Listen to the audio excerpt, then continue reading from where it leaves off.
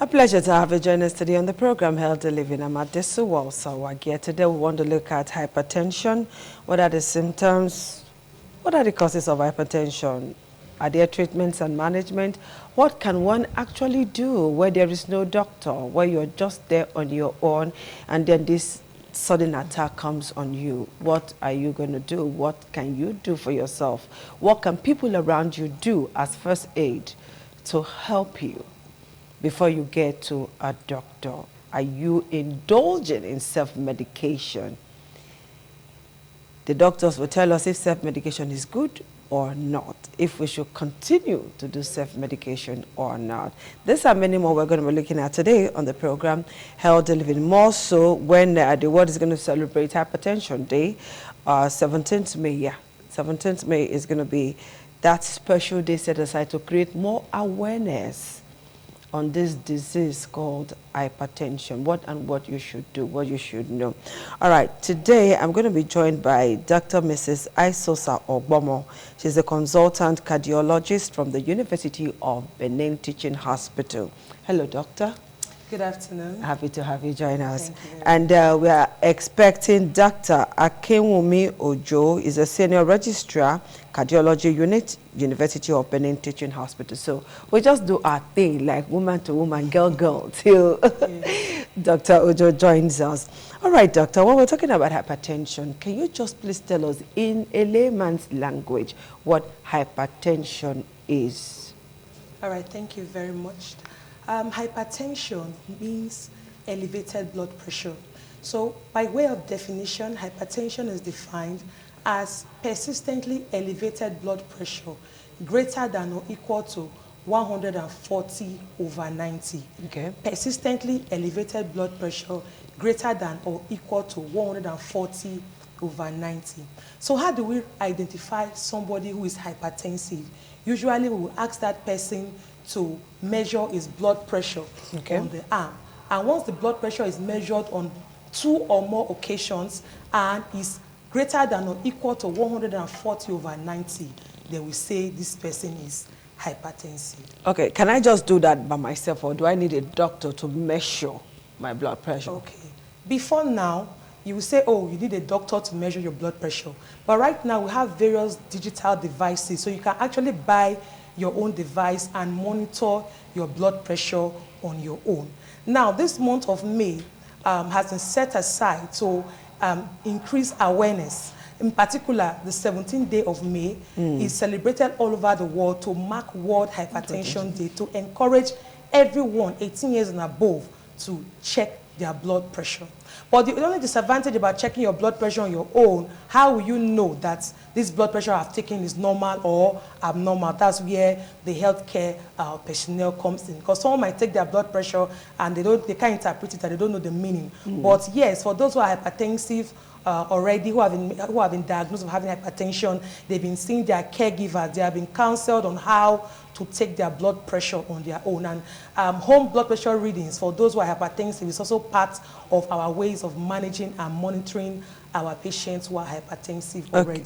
Okay, I want to ask you 2 questions now. One, the digital machine, are they accurate? That's one. Then the second one, you mentioned that once one is 18 and above, you could start checking your pressure. You know, those days we used to think that high blood pressure is for old people. Now that you mentioned 18, it's giving me a fright. Oh, yes. Yes, in those days, even in the books, you will see that the occurrence of hypertension increases with the risk of coming down with hypertension increases with increasing age. But more recently, we found even younger patients coming down with hypertension. Why? Maybe because of the kind of lifestyle that we are living now. We are taking high salt diet.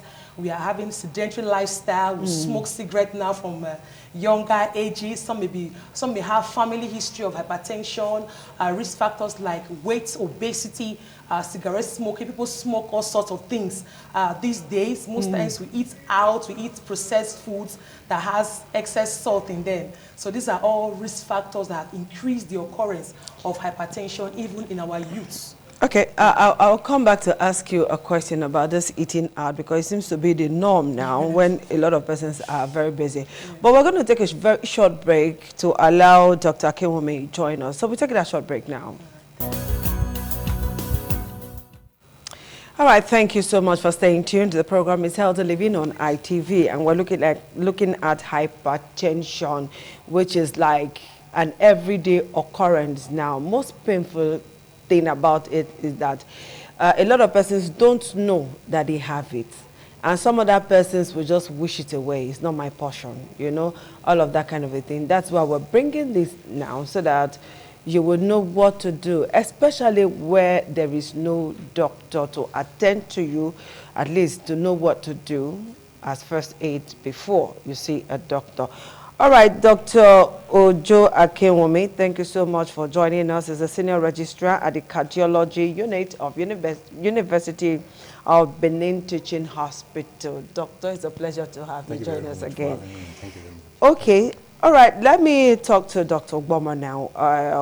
While we're discussing, you talked about eating out, which is now the norm. Yes. Every young person, 18 and above, want to eat out. Even some who are 50 plus want to eat out, because it's like, if you don't eat out, you have not arrived. You're not happening. And then you see that eateries are usually locked, particularly at weekends. People eat. What is the danger in all of this? Because you mentioned it. So we want to know the dangers of eating out like that. All right, thank you very much. Well, the major thing we worry about the diet are salt and cholesterol. Okay. If you prepare the food on your own, you'll be able to adjust the amount of salt you are using to cook, and you'll be able to adjust the amount of fatty food or oil you are using to make that diet. But if you eat out, you cannot control it. yes, you cannot really do that. So when you are really trapped and you need to eat and you're hungry, there's the option of fruits. Fruits are readily available. You can do with fruits, and those fruits are not likely to cause elevated blood pressure or increase your cardiovascular risk. Okay. So we advise that it's better you make do with homemade foods. You reduce the amount of salt in this food. It's better, for example, to boil your yam than to fry your yam. If you're frying the yam, you are actually taking in more oil into your body. And we actually advise cholesterol free oil. That is, if you must fry. If you must fry. See that I'm laughing, doctor, because when you go to the market, you see all sorts. You even see some that will say, okay, no cholesterol, less cholesterol. Yes. But at the end of the day, you're still taking in cholesterol, yes. You know? So it's better you avoid it. Like, for example, you want to make plantain. It's better you boil it than fry. So what happens to dodo? Yes. there's a book I read. The title of the book was The Good Taste of Bad Food. The Bad Taste of Good Food. Most of the good foods actually do not taste well, for example, and the ones that are delicious and sweet. For example, I was counseling a patient that if you're going to make chicken, you should peel out the skin. I'm like, doctor, no, that's the sweetest part of the chicken, but that's the fatty part. And there are other group of patients I talk to, they will boil the chicken with the skin. After they have boiled it, they peel out the skin. No. By the time you are boiling the chicken in your water, you will see the oil floating on top of that water. So ideally, before you even put your meat into the pot, you should actually peel out the skin. Peel out the skin. So people now begin to ask, what can we eat and what can we not eat? So for the diet, the thing we should avoid and cut down on salt, cut down on fatty foods or oily foods, cut down on alcohol, and no cigarette smoking. Cigarettes affect from the head to toe, not just the heart, or can cause stroke, can cause heart attack, can cause elevated blood pressure, up to peripheral arterial disease on the legs. So cigarettes, and you know, most of these companies that make cigarettes, they will write on one little place that smokers are liable to die young. So we advise that you should avoid smoking. And people smoke different things now, not just cigarettes. So we avoid them too. I would advise that we cut down on such things. And most importantly, check your blood pressure today. Don't say tomorrow. Don't procrastinate. They say procrastination is a thief of time. Okay. You know, Dr. Isos Ogboma, I'm just laughing with you myself, because I know there are persons who will say, Doctor, I've been smoking since the day I was born. I saw a skit recently where a boy of about 3 was smoking like a pro, and I was like, what is happening? What happened to his parents? And they are there. It was being videoed by his own father. He was smoking like a pro already. All right, if you don't want your kids to smoke, please don't smoke. Dr. Akinwumi Ojo, I want to ask you, what are the signs and symptoms? How do we know? You know, there are some persons, until they get to the hospitals, they would not know that they are hypertensive. How can we know? You know, a normal human on the street, we have seen people just slum and die, and maybe autopsy result will reveal that they were hypertensive. Okay, how can somebody know that he or she is suffering from hypertension? That is before at least you see a doctor. What are the signs? What are the telltale signs you will feel? All right, thank you very much. So we need to know that hypertension is called a silent killer, meaning that it doesn't give you sign. It's silent. No sign. No sign. So in more than nothing to tell, nothing to say, like saying hypertension, nothing at all. In fact, by the time the signs start coming, is a pointer to the fact that the blood pressure has been there for a long time and is already affecting some vital organs. So we usually advocate people not to wait for sign. Don't wait until those complications are setting before you now step out to check your blood pressure. So most of the time there is no sign. So the message is that people should check their blood pressure. It's when you check that you will know. In more than 90% of cases, BP is discovered just incidentally. No sign. Maybe somebody just walks over to the hospital. You even discover that some people, blood pressure, maybe they even admitted for blood pressure. Maybe their wife staying with them. You not even maybe check their blood pressure. You not even discover that the wife blood pressure is even higher than the husband that is on the bed. So most of the time there's no sign. So we usually say that people should check their blood pressure. That is when you discover. And when you discover at early stage like that, usually better because we can easily step in, give you medication, give you counsel, so that we can avoid these end organ damage that is associated with hypertension. Okay, Dr. Joe, let me do a follow-up question now. What are the risk factors? What are the things or activities that may cause hypertension? All right, so we have risk factors. The risk factors are many. Start from genetics. Genetics means that for people that have family relations that are hypertensive, maybe your father, your mother, your uncle, your siblings are hypertensive, there's high chance that you may be hypertensive. So it's something you check that you can discover that.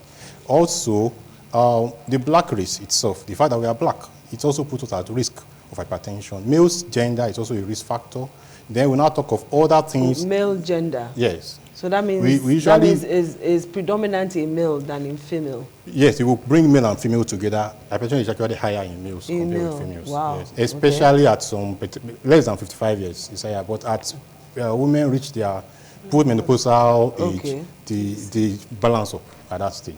So then other things include things that we have talked about before: obesity, when you are too overweight is a risk factor, cigarette smoking, alcohol use, high salt diet. That's very important. So a lot of people have habits of putting extra salt on their food when they are finished cooking. So those are risk factors for developing hypertension now.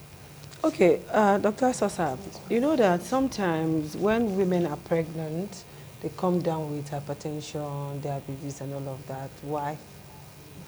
Why does that happen? Okay. Well, there are different, what we call hypertensive diseases in pregnancy. There are some women who are hypertensive before they ever even get pregnant. That's one set of people. Then there are some other people where the pregnancy in itself can cause hypertension. We usually call it pregnancy-induced hypertension. And some of the risk factors for this pregnancy-induced hypertension, people who also have family history of hypertension and all that. But the good thing about pregnancy-induced hypertension, for most of the women, by the time they deliver, they get put to bed, the blood pressure most times will go back to normal. However, in a certain percentage of these women, they go ahead to become hypertensive for some time because they've had a risk factor for having hypertension even before. That is why when women come to the antenatal clinic, one of the first examinations that they carry out is to actually check the woman's blood pressure. And the blood pressure is monitored throughout the pregnancy. Usually pregnancy-induced hypertension starts from 20 weeks of gestation, 20 weeks of pregnancy. 20 weeks. That's when the blood pressure begins to go. All right, Dr. Ojo, when somebody is fainting, you know, somebody can be at home, that person is losing strength, that person is losing breath, that person does not know what to do, the person is almost suffering a cardiac arrest, or the person is suffering cardiac arrest. What should the person do where there is no doctor before that person can be rushed to the hospital. You know, we live in an environment where when someone is suffering, the next thing is your neighbor is bringing out his or her phone, wants to record, instead of looking for help. What should we do where there is no doctor?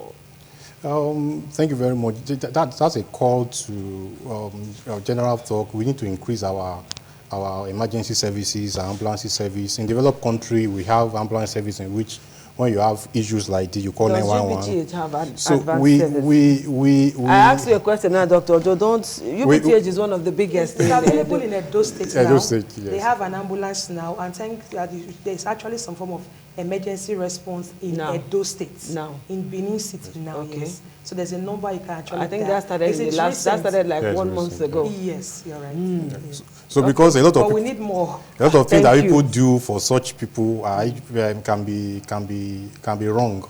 That's why you need to call 911, call the ambulance number so that they can rush that person to the hospital. Before the ambulance, what do we do? Yes, I don't know if I Before the ambulance, what do we do before the ambulance? So that's where some kind of cardiopulmonary resuscitation comes in. Okay. If you look, when UPTH was marking its 50th anniversary last year, the CMD of University of Benin Teaching Hospital, Dr. Obaseki, organized a program where I people were was taught how to there. do their BLS at Ring Road. So At they Ring put Road, I was live there. mannequin in the setting of an emergency, how to go ahead and do and give basic life support. That's just one-off. Yes, so I think we probably need to organize more of such programs to enlighten people, such that if it happens anywhere in the markets, anywhere at Oluku, and people will know actually what to do. What to do. Okay. Yeah, so the ALS can be left for the doctors, but at least basic life support, cardiopulmonary resuscitation, at least everybody should be able to do that. So we need to do more and educate people more on that. But we're focusing on hypertension now. Yes, hypertension is a silent killer. Most times may not have any symptoms. But it's also known that hypertension is one of the highest cardiovascular risk factor for a patient coming down with cardiac arrest. And a patient with cardiac arrest most times will have some form of chest pain. Okay, and one of the common causes of a cardiac arrest is heart attack. We'll talk about that more in September, when we're coming to talk about World Heart Day. So for this month of May, we're focusing on hypertension because of the risk factors it can cause. So we'll come back again in September and tell us more about the grace of God. Cardiovascular So let's talk about hypertension now. Hypertension is different from heart failure, it's different from heart attack. So when we come in September, we'll talk about heart failure and heart attack, how to differentiate the two, and what to do in that situation. Okay, let's talk about the one that we have now before we go to that heart attack in September. September is still far. Now, let's give an advice or two to that person who is watching, who is hypertensive and have refused to take drugs, is fainting.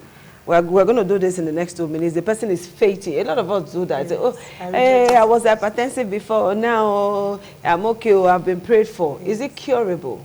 Wow. Is it curable? Okay, it is manageable. It is not curable. It is not curable. manageable. It is manageable. Can miracle Blood pressure do it? can be controlled. Okay. Being controlled means that the person live your normal life as if you are not hypertensive, but you are taking drugs. Taking drugs. So that all those end organ damage that is associated with hypertension will not happen in this individual. Okay. At what point can a patient stop taking drugs? Okay. As we said, it's manageable. As you come to your healthcare provider, we'll see you, we'll check your medications, we'll see how much of these drugs that you need, and we also encourage our patient to also check their BP at home, so that when they are relaxed, check your BP and bring that record to the clinic, so that we'll look at the register and see what your charts, your numbers, and see what you are getting. So at a point, it doesn't mean that the drug that you started with, maybe you start with 3 drugs, have an issue. It doesn't mean that you're going to be taking that 3 drugs for life. Okay. No. There may be some point in time with that you need to reduce to 2, reduce to 1, but that decision is for your healthcare provider to take, not your own decision to just say, oh, I'm not taking this one again, or it's just too much, or something must kill a man or something. No, we are advising that people that have been diagnosed to be hypertensive should take their medications judiciously as prescribed. And when you have 1 or 2 issues with your medication, maybe a side effect that you don't like or something, come to your healthcare provider, and we are there for you. We're able to counsel you on what to do, and sometimes we even need to change the drugs when the side effects are too much.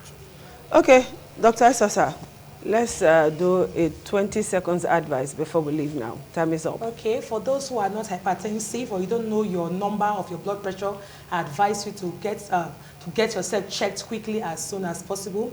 For those who are hypertensive, it's not a death sentence because of the known complications of hypertension. We advise you to take your medicines as prescribed, go for your checkups, your clinic visits regularly, reduce the salt you take in your food, cut down on cholesterol, exercise regularly, avoid sedentary lifestyle. Know your numbers. Don't forget that this year's theme for World Hypertension Day says measure your blood pressure accurately, control it, and live longer. By doing this, you will avoid the feared complications of hypertension. Thank you. Okay, Dr. Isasa Bomo and Dr. Akinwumojo, this is where I say thank you so much for finding time to be with us. Hopefully, we'll be on radio on Thursday. All right, people, this is it. We'll see you again. Bye-bye.